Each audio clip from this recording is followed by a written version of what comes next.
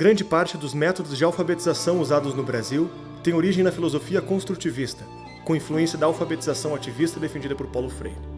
Métodos como palavração, sentenciação, método global e letramento defendem que a alfabetização deve priorizar o sentido e o contexto das frases e textos inteiros.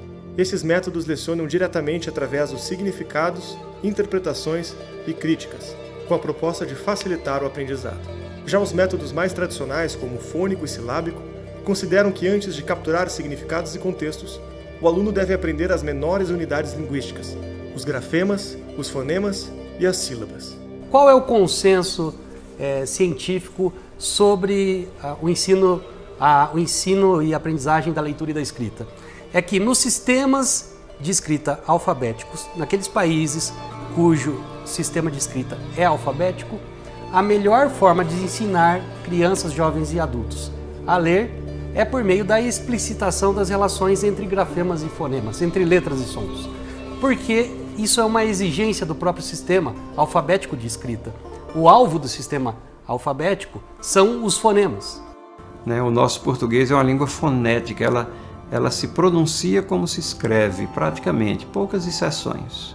Enquanto que países que têm uma linguagem atroz, como a Finlândia, que as palavras parecem sopas de letrinhas, de consoantes, onde houve uma carência de vogais lá, e eles utilizam o método fônico com extremo sucesso.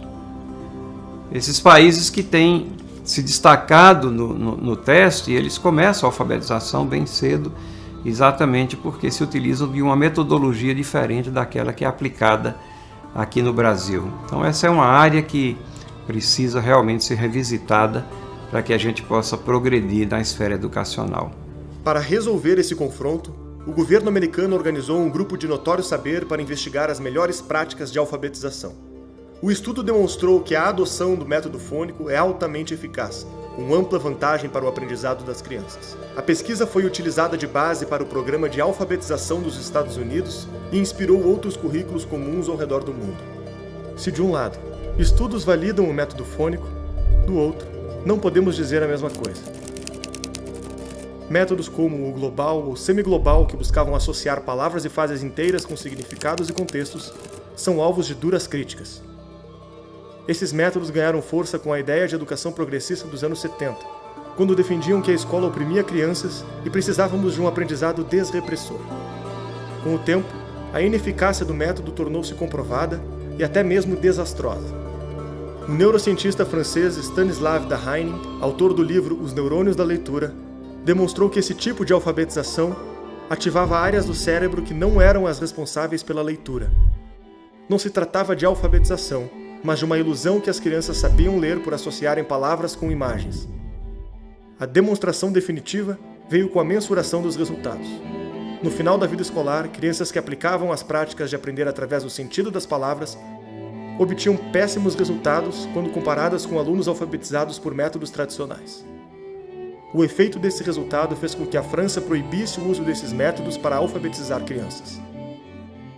Mas a essência desses métodos e a filosofia construtivista ainda persistem com outro nome: letramento. O letramento é um componente da alfabetização nascido na Califórnia, de um movimento intitulado Whole Language.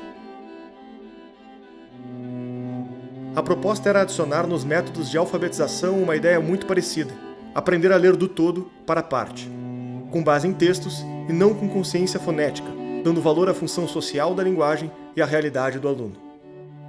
Esse movimento virou lei pelo estado da Califórnia, que aplicou a metodologia em todas as escolas, levando a um desastre educacional. O estado que estava nos primeiros lugares dos Estados Unidos em leitura, em pouco tempo passou para os últimos lugares. O mesmo aconteceu em Israel, fazendo as universidades fecharem os centros de letramento. Se na Califórnia e em Israel o fracasso foi prontamente identificado e corrigido, no Brasil, décadas de estragos educacionais causados pelo construtivismo parecem não ter sido bastante para afastá-lo do nosso sistema educacional. Quando o Brasil começou a desenhar a Base Nacional Comum Curricular, dispensou não só grande parte dos estudos vigentes e seus cases, também dispensou o quórum de notório saber. A BNCC foi discutida entre pressões políticas, sindicatos, fundações e populismo.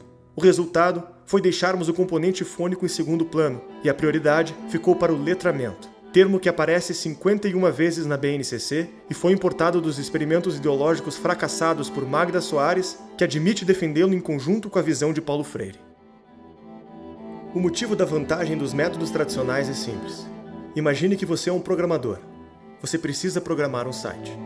Se você tiver uma imagem clara na sua cabeça sobre como deve ser esse site, basta escrever na linguagem da programação e você irá chegar no site imaginado.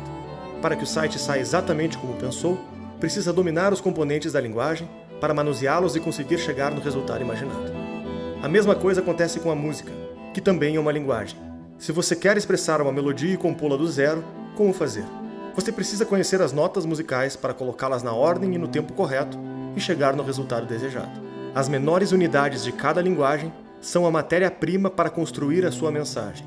Mas como fazer o site ou a música que você imaginou sem dominar a programação e as notas musicais? Você precisa copiar estruturas de outras músicas e outros sites que já estão prontos e provavelmente chegará em um resultado diferente de sua ideia, pois terá que adaptá-las às estruturas pré-prontas que você está copiando. A mesma coisa acontece com a alfabetização. Sem dominar os grafemas, os fonemas e as sílabas que compõem a linguagem, você não domina o idioma e não está livre para se expressar do zero. A sua capacidade ficaria comprometida. Em vez de usar os recursos disponíveis no seu idioma para costurar a melhor forma de expressar suas ideias, você precisa adequá-las a um conjunto limitado de significados e expressões que você aprendeu anteriormente.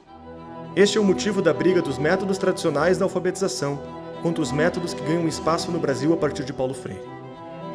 É aqui que entra a importância de ler os clássicos da literatura. Hoje em dia, apenas propor essa leitura pode gerar incômodo. A educação brasileira acostumou-se com a ideia de que essa é uma prática elitista e desnecessária. As principais correntes pedagógicas praticadas no Brasil defendem que o aluno deve se alfabetizar a partir de textos informativos, que contextualizam-no na sua condição de mundo. Quando olhamos nos testes internacionais, o resultado é diferente. No mesmo exame do PISA em que ficamos nos últimos lugares em leitura, o relatório demonstra que alunos que leem obras ficcionais têm um resultado 12 vezes superior do que os alunos que trabalham com textos informativos. Alunos que leem obras ficcionais várias vezes por semana também têm um desempenho 3 vezes maior do que aqueles que leem com menos frequência.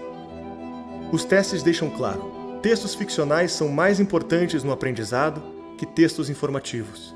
A gente ouve muito essa expressão. Temos que combater o eurocentrismo. O que quer dizer isso em termos práticos? É tirar do cânone os clássicos gregos, os clássicos da Idade Média. Temos que democratizar o currículo. O que é democratizar o currículo?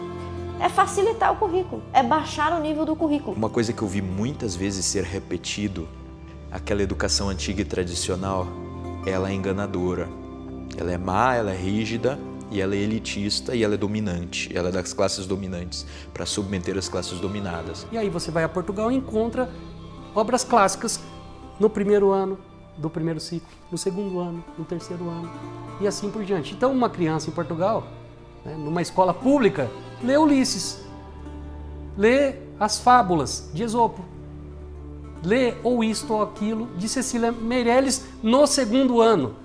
Eles dizem que as crianças devem ler textos clássicos porque os textos ficcionais, as narrativas ficcionais, elas exigem muito mais da memória de trabalho do leitor.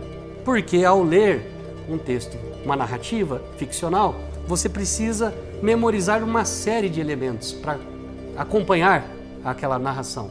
Então, as características da personagem mudam de uma página para outra, de um capítulo para o outro, o cenário, enfim. Há mudanças contínuas, uma série de elementos que precisam ser armazenados para que você acompanhe a história. E esses leitores vão ser bons compreendedores de textos, tá? Muito mais do que aqueles leitores especializados.